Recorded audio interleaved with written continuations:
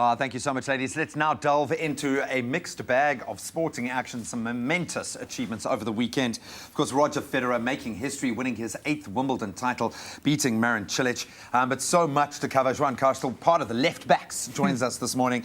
I've got a sore neck from just watching sport the entire weekend. What a stellar weekend of sport. But I think we've got to take a moment to take cognizance of the fact that Roger Federer, if you had said 6 months ago that he was going to come back and win 2 Grand Slam titles this year, I don't think he even would have believed it himself, especially after a lengthy break.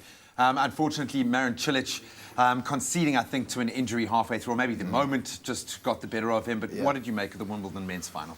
So I think Roger Federer is definitely, one of the greatest of all time, possibly one of the greatest sportsmen of all time. Yeah. I mean, only at 35 years old, he's won like 19 Grand Slams, I think it is, and 2 Wimbledon titles. And, for a long time, there was a lot of talk of Nadal and, Djokovic and everything, but I really think that Federer is just the guy.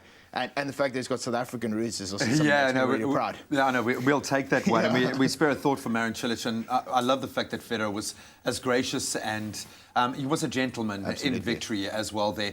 And you begin to understand why he's the most marketable sports star in the world at the moment. Yeah. Beautiful stuff in the ladies. Garbine Muguruza also winning a bit of a one-sided affair after that first set against Venus. It looked like we were in for a stellar final. Yeah. And then that second set was over before it began. For sure. I mean, Venus, I think she's had a really rough year. I mean, she had a lot of personal trouble. She was in an accident where somebody was injured. And I think the fact that she just made it to the final is really, really impressive. So I think, good on her. I think as much as it felt like both of our finalists could have been made to work a little bit harder, you can take nothing away from their victories there. Then we move to Super Rugby. We're moving into the final round of kind of regular play. A couple of the teams dropping out. One of those being the Bulls, who went down to the Stormers. It feels like the Bulls have been able to salvage their season just a little bit.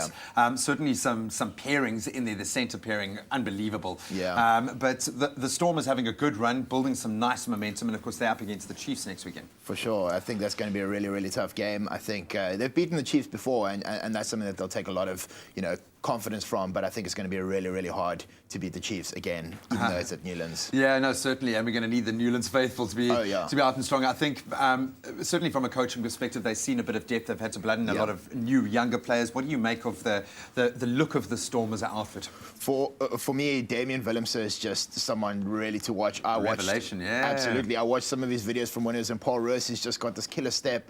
And I really, really rate that guy. And I think he can really go places. I mean, he's only 19 and he's really fit in well in Super Rugby, so who knows what he can achieve in his career. Yeah, and I think Jason Colby, another standout player for me. For one of the smallest guys on the park, he hits incredibly hard. For sure. And then another big result for the Lions. The Sharks, I think, they, as much as they would have wanted the win, they get another crack this coming weekend. Yeah. I think they prefer that to travelling abroad to New Zealand. Oh, yeah, absolutely. I think the Lions next week at Ellis Park is going to be a different kettle of fish. I think the Sharks are really going to battle against them. Fired up for sure. And then just one more result coming out there. The Kings going down to the Cheetahs. Both of those teams out, but I think the Kings, they've certainly earned a lot of respect in the season. And then finally, Formula One. What a British Grand Prix. What a race for Hamilton to win. Yeah, exactly. I think that, there's been a lot of talk in the media about Hamilton and how he's disagreeing with a lot of people, and he's maybe not the most likable fellow, but he's a phenomenal driver. And I think the fact that he can just pull it off at his home stadium or his home ground, I think is really, really great achievements. A good weekend to be in the UK, man. Oh, yes. So thank you so much, my brother.